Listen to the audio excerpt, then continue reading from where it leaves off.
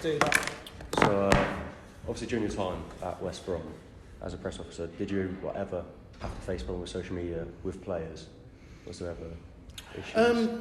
Yeah, you do. I mean, all footballers are briefed at the start of the season. They're briefed on disciplinary matters, both in-house and outside of the club, as to how they should conduct themselves, how they should behave. And social media is an aspect of that. We had the view that if anything, basically, don't get drawn into arguments, don't tweet anything that you shouldn't tweet. Yeah.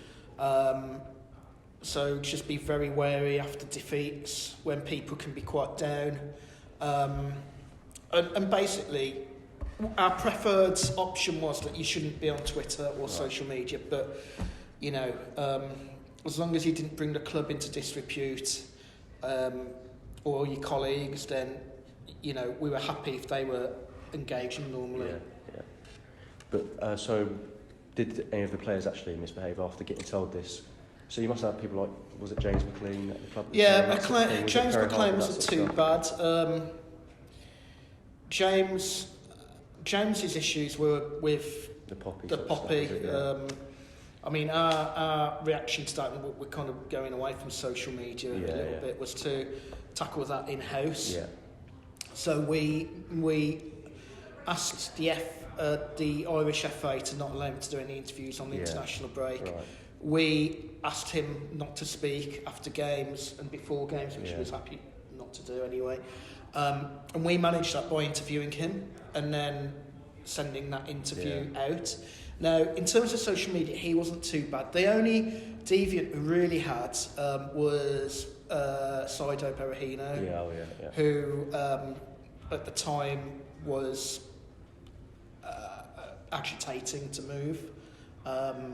He used Twitter to have a pop at the chairman. I can't remember the exact details, but he posted a photo of himself on a plane going to Dubai for a few days when he should have been somewhere else reporting for training. So social media is a problem. It's a challenge for clubs. You know, my colleagues at Villa at the time had to deal with Julian Lescott tweeting a photo of a car. Generally, we were fortunate that our players were fairly moderate. I mean, Saido was a problem. James McLean wound his social media down in terms of Twitter. Instagram, he kind of locked it a little bit, so he made it a little bit more secure. But did you advise that when you say at the start of the season when you get briefed? Did you advise players to say if they're going to be on Twitter or something, make it private, like friends and family sort of? And we always said, you know, if you want us to publicise your social media, we will, but bearing in mind that people might abuse that. The reason we would advertise it is because to verify them, because he had a lot of fake accounts. I mean, at one point, I think there were about 7 or 8 McLean accounts, all sort of making really horrific comments about the Queen and Britain and things like that. So, you know, the verification process helped in that respect. The next question I had was, did you know if most players ran their Twitter accounts, or was it like agents or maybe someone from the club? Was it?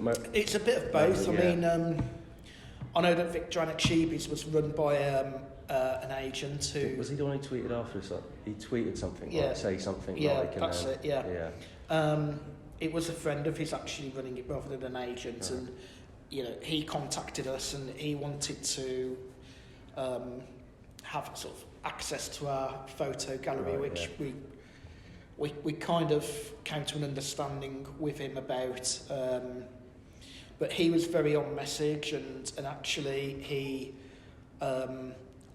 tweeted very positively, so we were happy with that. But again, it was after he'd left West Brom where I think he'd gone to Sunderland, where he had that little moment where he obviously copied and pasted what his friend had said and tweeted that out by mistake. Yeah, that's what I felt. I think it's been more of, in terms of people like agents running accounts or someone like working for them. I think it's more like a foreign sort of thing coming out. Like from what I've realised recently, like at Forest, for example, our Spanish players like Rafa Mir, Ribera, I think they're ran by other people, because it must be because of the English as well. I think there's an element of that. I mean, I remember the once I was actually working for the Mail, and I was at the training ground, physically stood watching training, and I looked at my phone, I looked on Twitter, and Carlos Vela had just tweeted, but he was on the pitch in front of me, and it was something, I can't remember what it was, it wasn't contentious, but it was something that a lot of people reacted to and engaged with, and I made a jokey comment about, isn't it strange how you can manage to be on the football pitch and tweet at the same time, and clearly that was somebody running his account on his behalf. So how much control did the club have over the Twitter accounts? Obviously you said the briefing at the start of the season. You leave it with the players. I mean, there are some managers. I know that when Gary Megson came back as number 2, he and Tony... Gary was quite strict. Tony was very... He didn't get social media. And when Gary came in as number 2, he tried to block players from using it. To which some were quite happy to take a back seat and fine. James McLean, for one, went the other way and decided to start tweeting more to wind them up. So, you're at the mercy of 30 blokes, 25 blokes who, quite frankly, will just do what they like. You hope that they'll have the intelligence to use it properly and sensibly.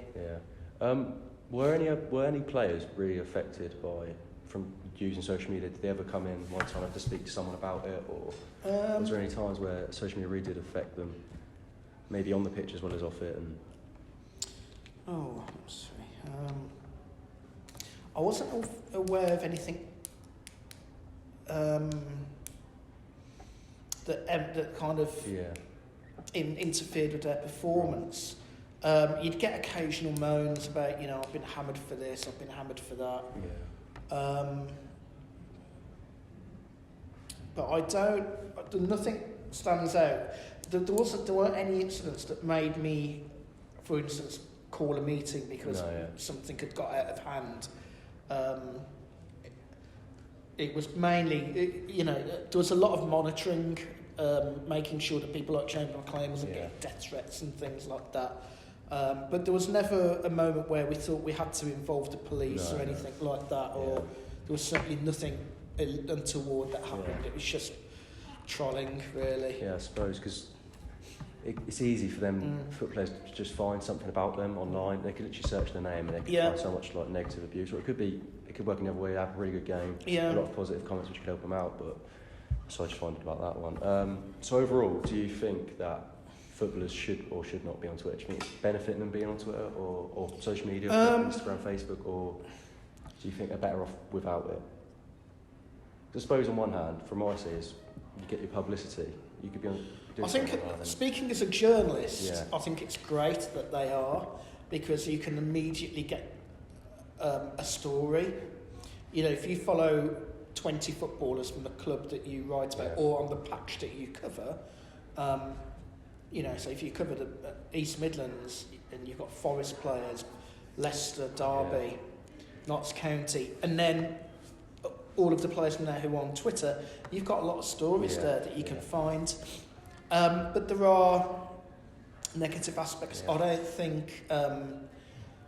don't see what footballers get out of Twitter, if I'm honest. I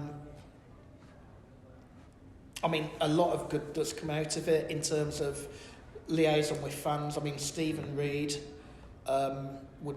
I'd pin him as one of the examples of how Twitter can be used to benefit.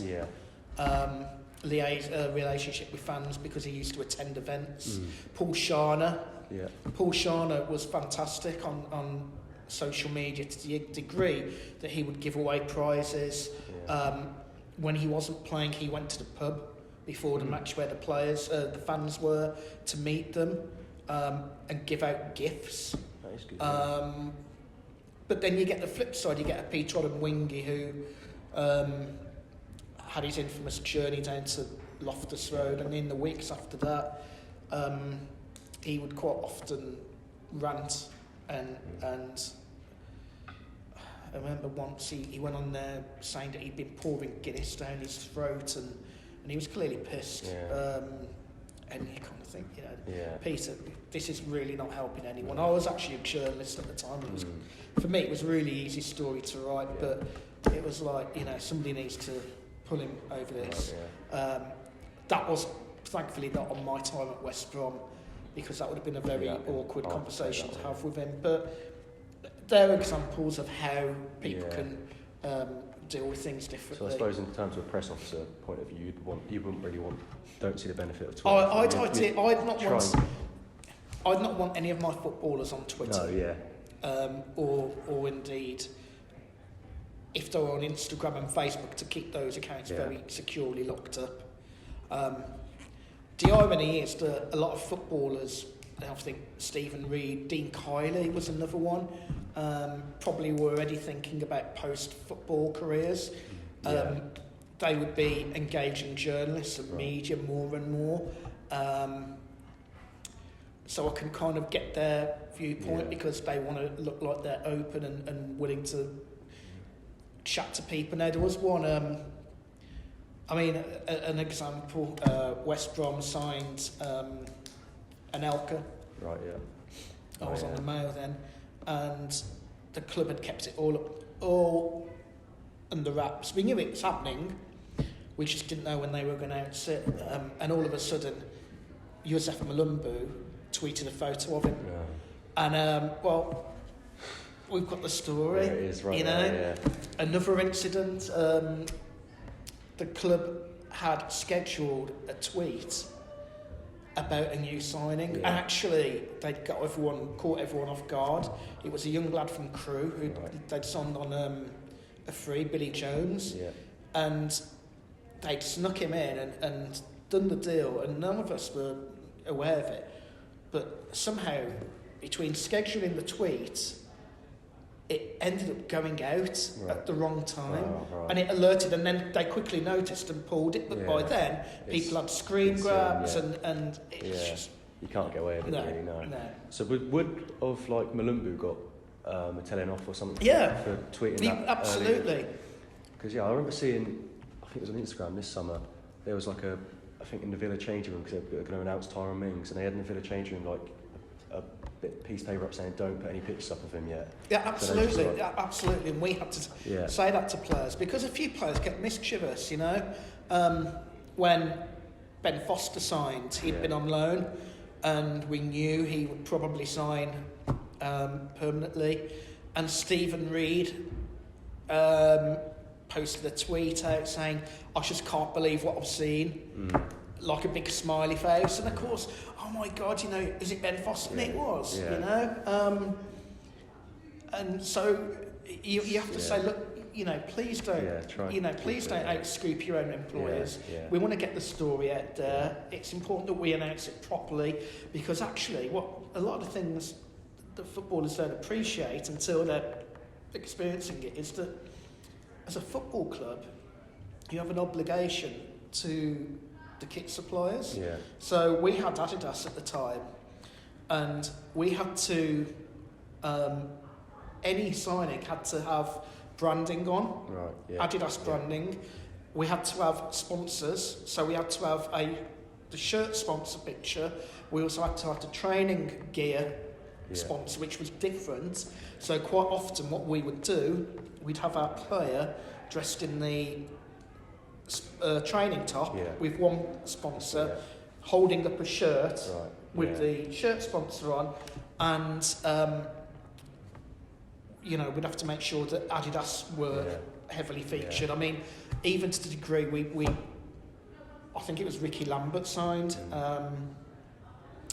and we were in a rush because we actually had a match in the evening, we were getting Liston at about 2:00, and we had to get to Bristol for a friendly. And there was me and a photographer left at the training ground to deal with all of this. And he said, "Oh, what about a picture of a ball with me and the ball?" It was brilliant. A great picture doing keepy uppies. And we hadn't realised that it wasn't the accredited ball. So the small things like this, and of course, it goes out on social media and all hell breaks loose. You know, if you haven't got the right football in there, if you haven't got the right branding in there, you can cause problems. It causes problems for like kit unveilings, you know.